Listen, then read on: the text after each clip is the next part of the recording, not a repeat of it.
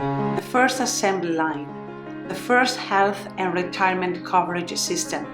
It all started in a historic place in Venice, a short walk from San Marco Square, but far enough and surrounded by high walls to keep the curious away. I'm talking about the Arsenale. Welcome to another episode of The Unwritten Venice.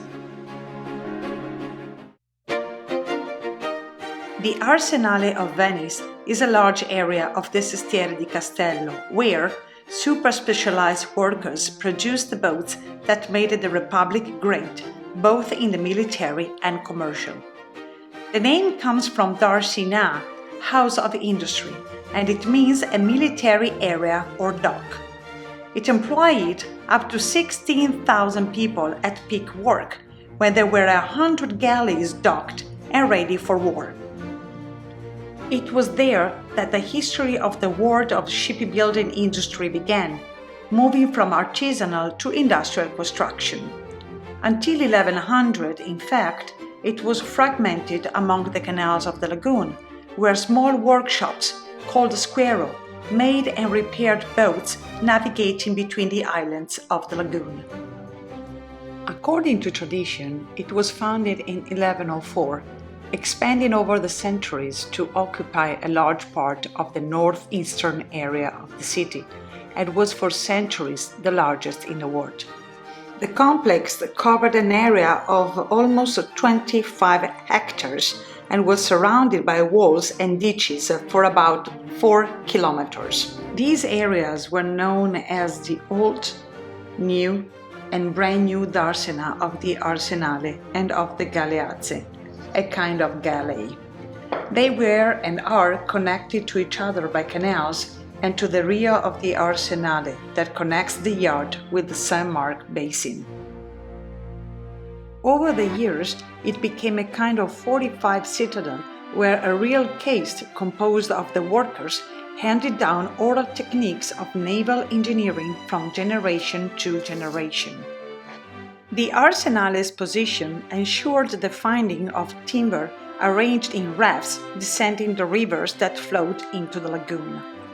Once they reached their destination, the large trunks and oak trees were processed within the walls through an incredibly efficient production chain, capable of launching even 3 vessels a day.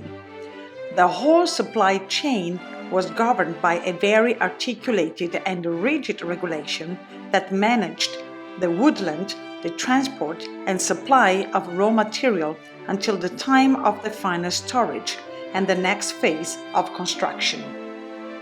The hulls were built and armed through warehouses and sheds on the water, set up as a path where the individual performed pieces were mounted in the process of supply, thus creating a production process that can be considered the first assembly line in the world. The efficiency of the complex is entrusted to the optimization of production times, the economy and good use of materials, all aimed at maximizing profit. In addition to the construction, equipment and repair sectors of the ships, there were 2 other sectors of the production of ropes.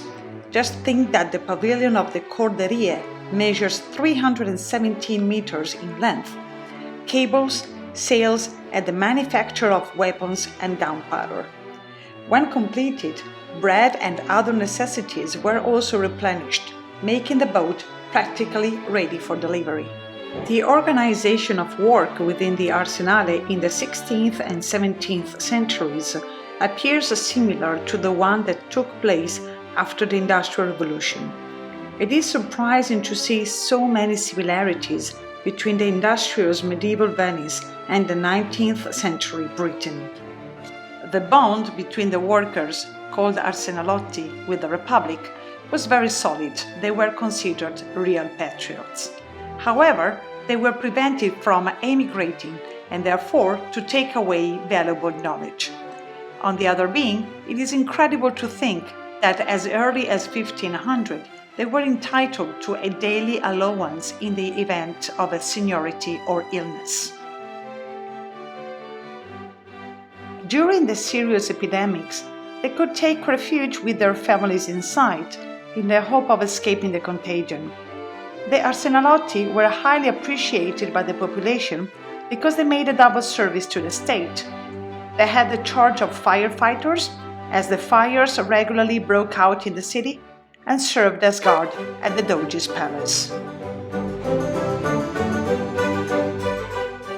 The main axis dates back to the second half of the 1400s and was subsequently supplemented by elements and ornaments celebrating some of the battles that have marked the history of the Venetian fleet.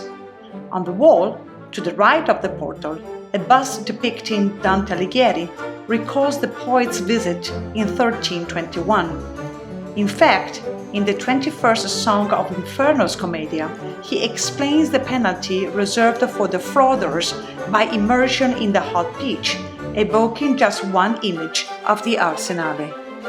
In addition, there are 4 very famous lions, and these are the fairs that guard the main door. The best known, called the Lion of the Piraeus, was transferred to Venice following the capture of Athens in 1687 as the spoils of war. This statue was in fact located at the port of Athens, Piraeus precisely, presumably as early as the 1st or 2nd century, and was so famous that the Italians called that place Porto Leone, the Lion's Port. It is also known for the vandalism that Scandinavian mercenaries inflicted to it, affecting the body of the statue with elaborate inscriptions. Most of the Arsenale has been in the municipality of Venice since 2013, while the remaining part is under the responsibility of the Italian Navy, that also manages the area of the Naval Historical Museum. About a quarter of the large complex is used by the Venice Biennale for its contemporary art exhibitions. Fun fact: the Arsenale was famous for completing a ship in one day. Henry III of France, while attending a reception, had the chance to see built and completed a Venetian galley. It seems that the Serenissima wanted to send an implicit message about its power and the level of efficiency and rapid organization in case of attack or need. Also, tablecloths, plates, cutlery, everything on the table was made out of sugar.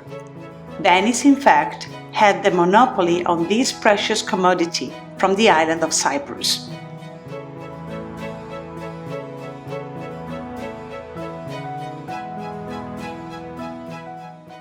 So thank you for watching. If you love this video, please subscribe and share.